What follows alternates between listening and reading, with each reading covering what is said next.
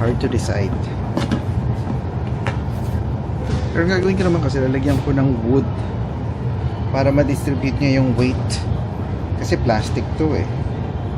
I'll put dalawang kahoy and then maglalagay ako ng hose. Magbubutas ako siguro dito para doon mag-drain yung tubig.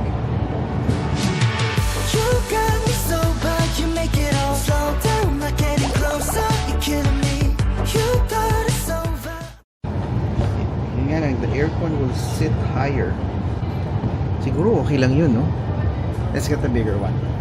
Huwag na tayong mag-isip pa ng iba. Kunin natin to. Ang sabi ko, container lang bibilin ko, pero parang may bumubulong sa atin. Bumili na rin kaya tayo ng dessert para sa kanila. Ice cream.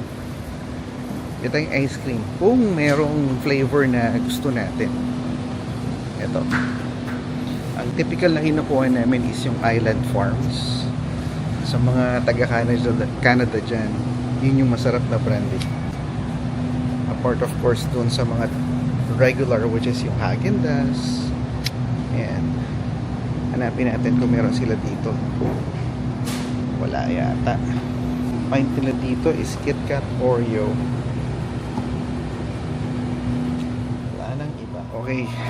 Nakabili tayo ng plastic container sa Walmart. May nakalimutan ako, command hooks para doon sa parang curtain na ihahang sana ni Cal sa door niya.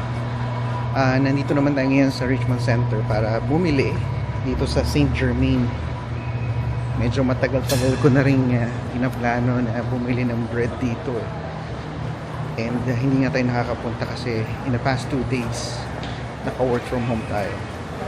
Hanggang 7 o'clock lang sila. Yan, so hopefully may mga discount.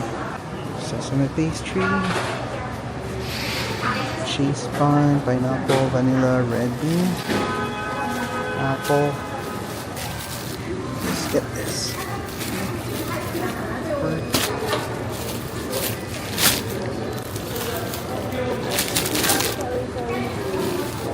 Chicken bun.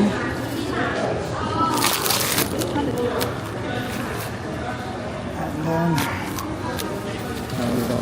hot dog.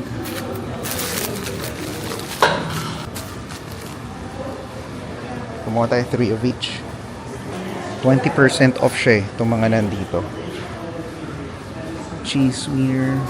Oh, there's a cheese wiener. Garlic toast. May sale na cake o chestnut. $30.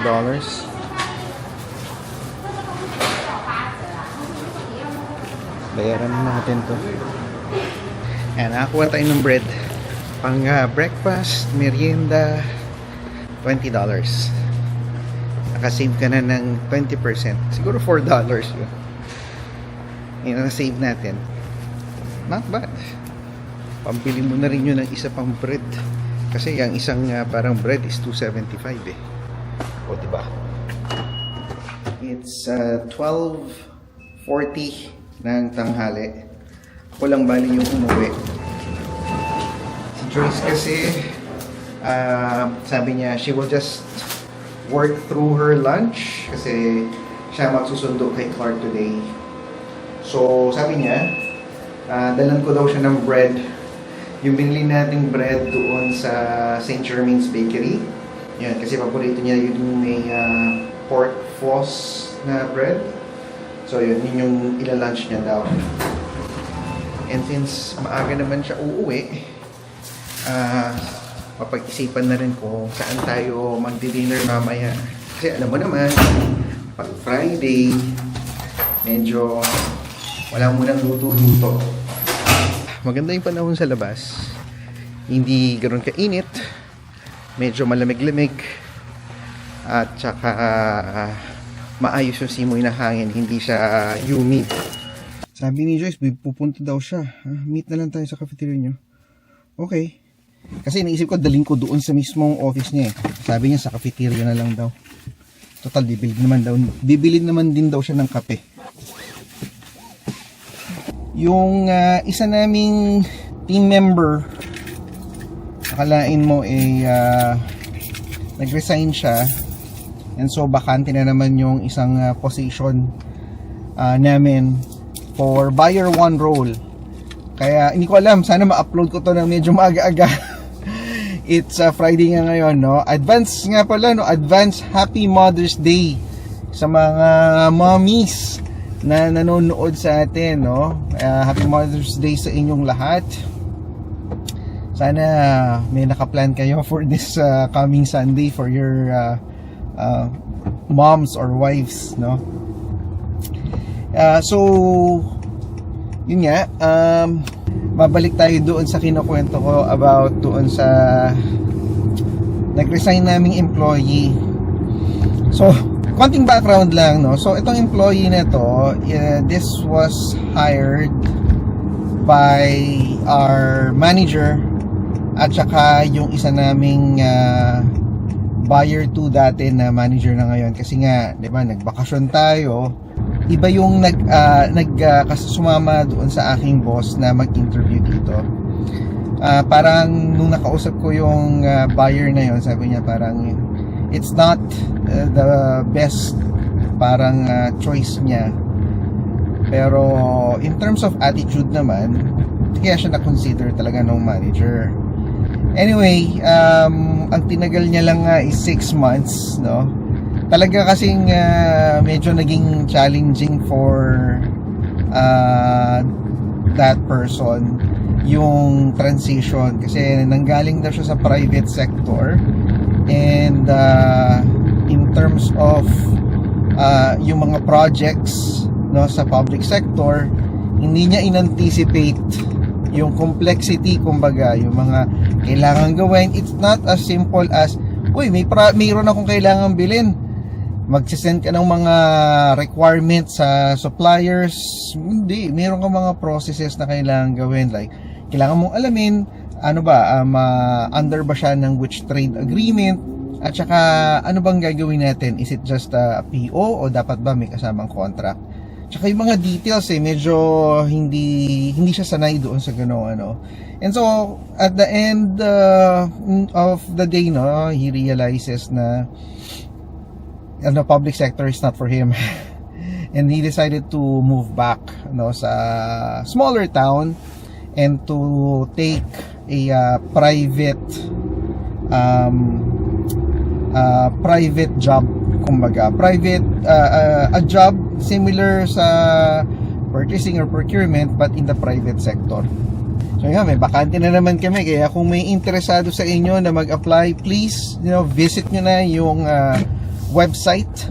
The role is currently posted. Mag-apply kayo, and then hopefully pag na-screen na nung HR, makonsider kayo at maipasa yung resume nyo sa amin for interview process. Yan. Tanggalin lang natin yung ID natin kasi kailangan natin yung ID natin para mabukas yung gate.